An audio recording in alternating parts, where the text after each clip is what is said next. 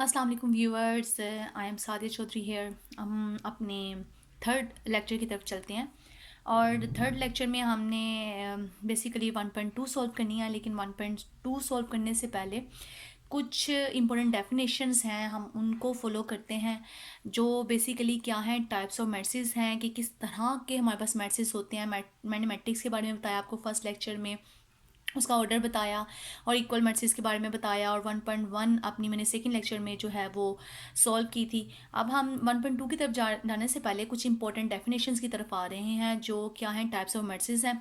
चलिए देखते हैं कि किस किस टाइप के मैट्रिक्स मौजूद हैं। जी, टाइप्स ऑफ मैट्रिक्स में देखते हैं। ये हमारे पास टाइप्स हैं यानी मैट्रिक्स की। तो फर्स्ट टाइप जो मैट्रिक्स की है वो क्या है, row matrix. A matrix is called a row matrix if it has only one row. यानी एक मैट्रिक्स रो मैट्रिक्स कब कहलाएगा, जब जस्ट उसकी वन रो होगी। जैसा कि अगर देखा जाए हॉरिजॉन्टली एंट्रीज जो हैं वो जस्ट एक ही रो बना रही है R1, तो इसलिए इस मैट्रिक्स का नाम क्या है, रो one.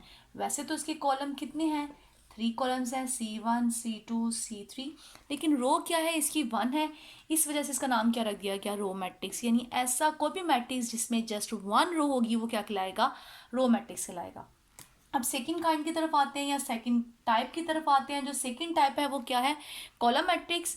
A matrix is called a column matrix if it has only one column. यानी एक मैट्रिक्स कॉलम मैट्रिक्स कब कहलाता है, जस्ट उसका जस्ट वन कॉलम हो। यानी अगर देखा जाए, जो नेक्स्ट टाइप है वो थर्ड टाइप, रेक्टेंगुलर मैट्रिक्स।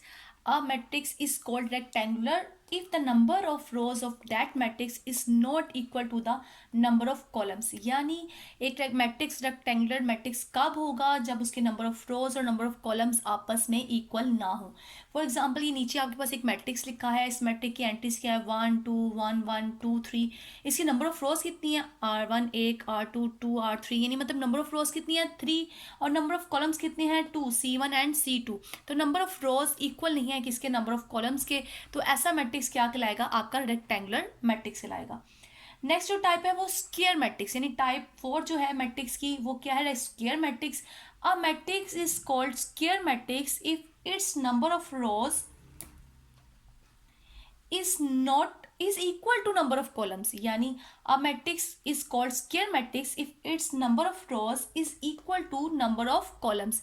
यानी उसके number of rose number of columns के इक्वल होंगे, ऐसा मैट्रिक्स क्या कहलाएगा, आपका स्क्वायर मैट्रिक्स कहलाएगा।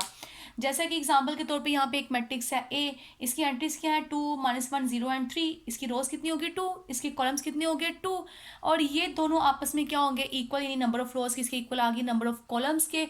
सो ये मैट्रिक्स क्या कहलाएगा, आपका स्क्वायर मैट्रिक्स कहलाएगा।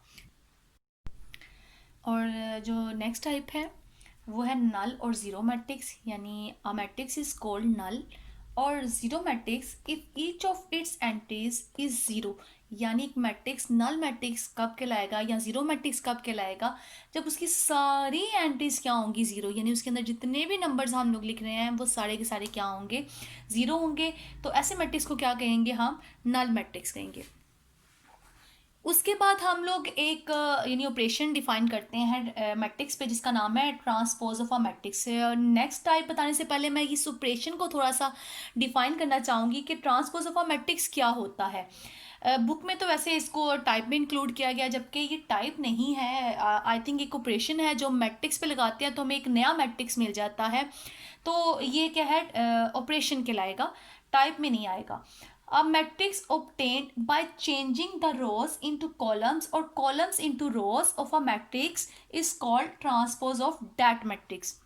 यानी हमारे पास अगर एक मैट्रिक्स है, उस मैट्रिक्स की रोज को हम कॉलम में बदल दें या फिर हम कॉलम्स को रोज में बदल दें, तो एक नया मैट्रिक्स हमारे पास आ जाएगा, जो पहले वाले मैट्रिक्स का क्या कहलाएगा, ट्रांसपोज कहलाएगा। लेट कर लेते हैं कि एक मैट्रिक्स हमारे पास है A1 2 5 7 और हम इसका क्या लेना चाह रहे हैं, ट्रांसपोज। यानी ट्रांसपोज हमने क्या कहा था कि या तो रोज को कॉलम में बदल दें, यानी जो आपका ये रो है R1 इसको कॉलम की फॉर्म में लिख लें 1 and 5।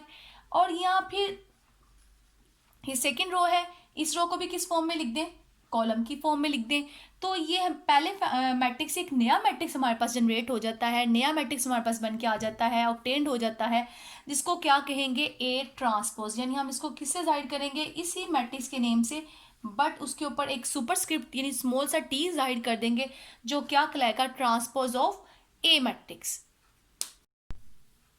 नेक्स्ट एक और हम बताते हैं ऑपरेशन जो मैट्रिक्स पे डिफाइन किया जाता है, जो है नेगेटिव ऑफ अ मैट्रिक्स।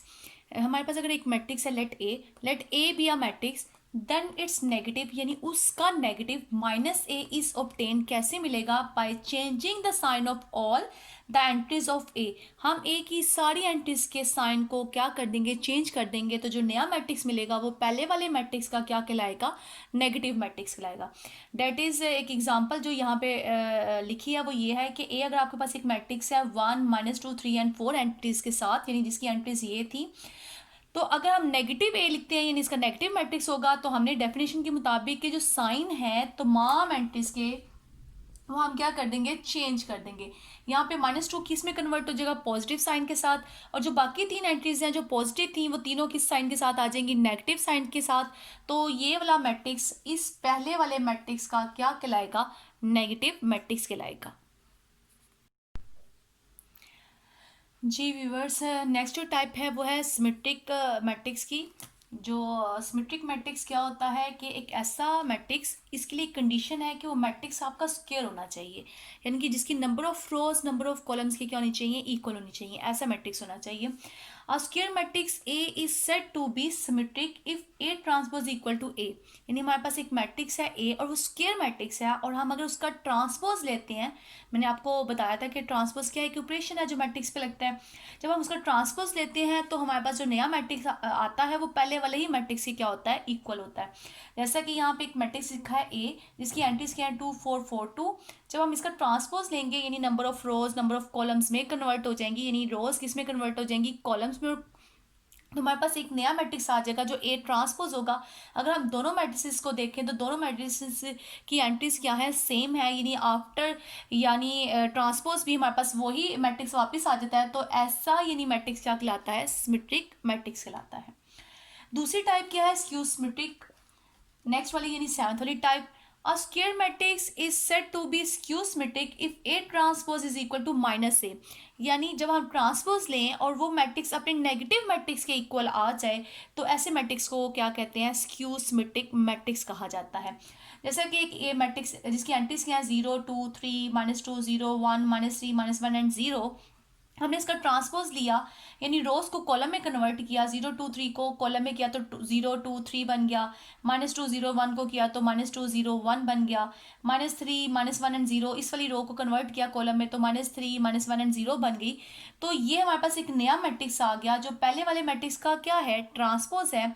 अगर हम इसमें से माइनस साइन कॉमन ले लेते हैं तो अंदर सारी एंट्रीज के साइन क्या हो जाएंगे, चेंज हो जाएंगे। जब ये सारी एंट्रीज के साइन चेंज हुए तो हम अगर हम इसको इसके साथ कंपेयर करें तो ये वापस हमारे पास क्या आ जाता है, ए मैट्रिक्स। तो जब ट्रांसपोज लेने से मैट्रिक्स अपने नेगेटिव मैट्रिक्स के इक्वल आ जाए तो ऐसा मैट्रिक्स क्या कहलाता है, स्क्यू सिमेट्रिक मैट्रिक्स। जो नेक्स्ट टाइप है टाइप 8 वाली वो है diagonal matrix. A square matrix A is said to be diagonal matrix if at least any one of the entries of its diagonal is not zero and non-diagonal entries are zero। ये बहुत important definition है, लेकिन इसके लिए भी एक condition सबसे पहले क्या है कि ये सिर्फ उसी पे अप्लाई होगी जो आपका स्क्वायर मैट्रिक्स होगा, जिसकी नंबर ऑफ रोज इक्वल होंगी किसके, नंबर ऑफ कॉलम्स के। वो कहते हैं ए मैट्रिक्स आपके पास एक ऐसा मैट्रिक्स है जिसकी डायगोनल एंट्रीज में से कम एक एंट्री क्या होनी चाहिए, नॉन जीरो। जो ये डायगोनल एंट्रीज हैं ये आपकी क्या कहलाती है, ये वाली जो एंट्रीज है वो क्या कहलाती है, डायगोनल एंट्रीज कहलाती हैं। इस डायगोनल एंट्रीज में से कोई एक नॉन जीरो होनी चाहिए। एटलीस्ट का वर्ड यहाँ पे लिखा है तो इसका मतलब क्या है कि एटलीस्ट यानी इनमें से कोई एक नॉन जीरो जरूर हो। बाकी अगर सारी नॉन जीरो हो जाए तो इससे कोई फर्क नहीं पड़ता, लेकिन एटलीस्ट एक जो है वो क्या होनी चाहिए, नॉन जीरो होनी चाहिए। और जो इसके अलावा जो बाकी एंट्रीज बचेंगी जिसको हम क्या बोलेंगे, हमारी कौन सी एंट्रीज है, नॉन डायगोनल एंट्रीज कहलाएंगी हमारी, वो सारी क्या होनी चाहिए, जीरो होनी चाहिए। जैसा कि ये जो बाकी एंट्री बच गई एक ये दोनों क्या होनी चाहिए, जीरो होनी चाहिए। अगर इस तरह से मैं एक तीसरा मैट्रिक्स लिखना चाहूँ यहाँ पे 1 2 4 0 3 0 2 1 0, तो ये मैट्रिक्स आपका डायगोनल मैट्रिक्स नहीं है, क्योंकि इसकी जो ये वाली एंट्रीज हैं ये 0 नहीं है, इसलिए ये क्या कहलाएंगे आपका, क्या कहलाएगा आपका, डायगोनल मैट्रिक्स नहीं हो सकता, नॉन डायगोनल मैट्रिक्स कहलाएगा। तो यहाँ पे एक और एग्जांपल है बी मैट्रिक्स, ये भी आपकी डायगोनल एंट्रीज है, इनमें से एक जो है वो क्या है, 0 नहीं है। और मैंने यही डेफिनेशन में बोला था कि एट लीस्ट वन, यानी एक एंट्री क्या होनी चाहिए, वो नॉन जीरो होनी चाहिए, बाकी चाहे 0 हो जाए बाकी, और जो आपकी नॉन डायगोनल एंट्रीज हैं वो भी क्या होनी चाहिए, 0 होनी चाहिए। नेक्स्ट जो टाइप है वो है स्केलर मैट्रिक्स, यानी अ diagonal matrix is called a scalar matrix, यानी एक डायगोनल मैट्रिक्स ही क्या कहलाता है, स्केलर मैट्रिक्स कहलाता है। लेकिन उस पर एक और कंडीशन अप्लाई हो जाती है, वो कंडीशन क्या है कि जो सारी की सारी डायगोनल एंट्रीज हैं वो आपकी क्या होनी चाहिए, सेम होनी चाहिए। जैसा कि यहाँ पे आपकी दोनों डायगोनल एंट्रीज डिफरेंट थी, ये 2 थी और ये क्या थी, 3 थी। लेकिन अगर ये दोनों 2 और 2 हो जाए, या 3 और 3 हो जाए, या 5 और 5 हो जाए, तो ऐसा डायगोनल मैट्रिक्स क्या बन जाता है, स्केलर मैट्रिक्स बन जाता है। और इसके साथ साथ एक और वर्ड लिखा है यहाँ पे, नॉन जीरो, यानी इसका मतलब है जीरो नहीं होनी चाहिए। फॉर एग्जाम्पल जैसे कि नीचे एग्जाम्पल दी गई है ए मैट्रिक्स की, और यहाँ पे डायगोनल एंट्रीज आपकी ये सारी हैं, और ये सारी की सारी क्या होनी चाहिए, सेम होनी चाहिए, तभी वो डायगोनल मैट्रिक्स क्या कहलाएगा, स्केलर मैट्रिक्स कहलाएगा। और दूसरी कंडीशन क्या थी कि आपकी ये एंट्रीज जो है वो 0 नहीं होनी चाहिए। अगर ये एंट्रीज आपकी 0 हो जाती हैं तो वो मैट्रिक्स आपका क्या बन जाता है, नल मैट्रिक्स बन जाता है। इसलिए उसने एक ये कंडीशन भी यहाँ पे डिफाइन किया है कि नॉन जीरो हो, जितने भी आपकी डायगोनल एंट्रीज हैं वो क्या होनी चाहिए, नॉन जीरो होनी चाहिए, और बाकी ये क्या होनी चाहिए, सेम। तो जो डायगोनल मैट्रिक्स है वो क्या बन जाएगा, स्केलर मैट्रिक्स। जी व्यूवर्स, अब जो लास्ट रह गया टाइप हमारे पास मैट्रिक्स की, वो क्या है, identity matrix. A diagonal matrix is called identity या यूनिट मैट्रिक्स, यानी इसके दो नेम हैं, आप इसको आइडेंटिटी मैट्रिक्स भी कह सकते हैं, इसको यूनिट मैट्रिक्स भी कह सकते हैं। If all diagonal entries are one, यानी आपका ये भी एक डायगोनल मैट्रिक्स की ही टाइप है, मतलब उसी में से एक कंडीशन आगे निकली हुई है कि अगर आपकी डायगोनल एंट्रीज सारी की सारी क्या हो जाए, 1 1 1, और तब ये मैट्रिक्स डायगोनल मैट्रिक्स से क्या कहलाएगा, आइडेंटिटी मैट्रिक्स कहलाएगा। और उसको हम आई से शो करते हैं, यानी उसकी सारी डायगोनल एंट्रीज क्या हो, 1 1 1, ऐसे मैट्रिक्स को क्या कहेंगे, आइडेंटिटी मैट्रिक्स। मैंने आज अब अपने थर्ड लेक्चर में आपको टाइप्स ऑफ मैट्रिक्स बताया है। इंशाल्लाह इन टाइप्स को आगे 1.2 एक्सरसाइज सॉल्व करने में यूज़ करेंगे, और नेक्स्ट इंशाल्लाह नेक्स्ट वाले लेक्चर में मैं आपको लेक्चर 4 में 1.2 सॉल्व करना बताऊंगी। और प्लीज़ मेरे चैनल को सब्सक्राइब और लाइक करना मत भूलिएगा। अल्लाह हाफिज़।